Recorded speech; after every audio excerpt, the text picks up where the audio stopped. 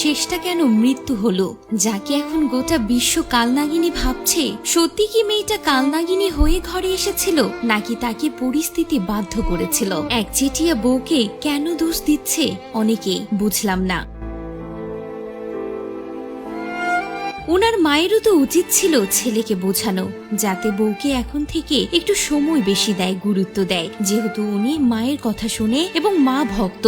তবে কি এটারই সুযোগ নিয়েছিলেন পলাশ সাহার মা? পলাশ সাহার মা জানতেন সদ্যই বিয়ে হয়েছে আমার ছেলেটার, কেন তাদের সংসার জীবনে একা ছেড়ে দিলেন না? কেন ছেলে ও বউয়ের মধ্যে তাকে ঢুকতে হলো? কথাটা শুনলে অনেকের খারাপ লাগবে, তার মায়েরও দোষ আছে।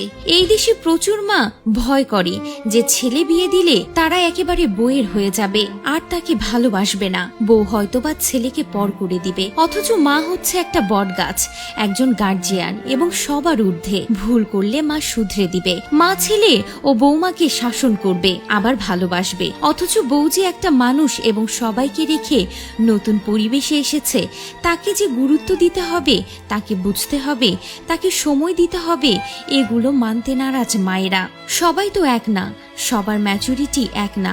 এসপি পলাশের মা চায়নি যে ওনার ছেলে বউ পাগল হয়ে যাক। মা যদি নমনীয় হতো তাহলে বউ কখনোই খিটমিট করতো না। বউরা শুধু শুধু খিটমিট করে না, বউদের দোষও দেয়া বাদ দেন। জেনারেশন গ্যাপ থাকে, মা যা করে আসছে বউকেও যে তাই করতে হবে, এমন চিন্তা ভাবনা থেকে বের হতে হবে। পলাশ সাহার বউ নিশ্চয়ই কালনাগিনী হয়ে ঘরে আসেনি, তার শুরুটাও সুন্দরভাবে হয়েছিল, তার শাশুড়িকে আপন করে নিয়েছিল। কিন্তু যখন দেখলো শাশুড়ি তার এবং স্বামীর মধ্যে এতটাই চলে আসছেন যে তারা ব্যক্তিগতভাবে সময় পাচ্ছেন না, তখন স্বাভাবিকভাবে বউ চাইবে শাশুড়িটা যেন কিছুদিনের জন্য হলেও আমাদেরকে আলাদাভাবে ছেড়ে দিক, আমরাও একটু আলাদা করে সময় কাটাই। বউ যখন দেখে তাকে গুরুত্ব দেয়া হচ্ছে না, যখন দেখে মায়ের কথা শুনে বউকে বেশি কথা শোনানো হচ্ছে, তখনই একটা মেয়ে শাশুড়িকে সহ্য করে না। এবং এক্ষেত্রেও তাই হয়েছে।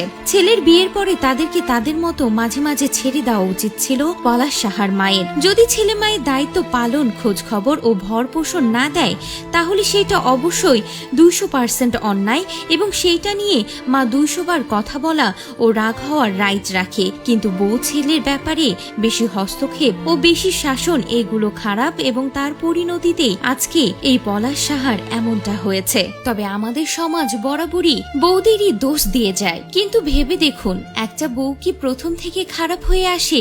না, শাশুড়িরাও কিছুটা দায়ী বউকে খারাপ করার পেছনে। অথচ আজকে এই বউকে কালনাগিনী করা হচ্ছে আর মারা পার পেয়ে যাচ্ছে।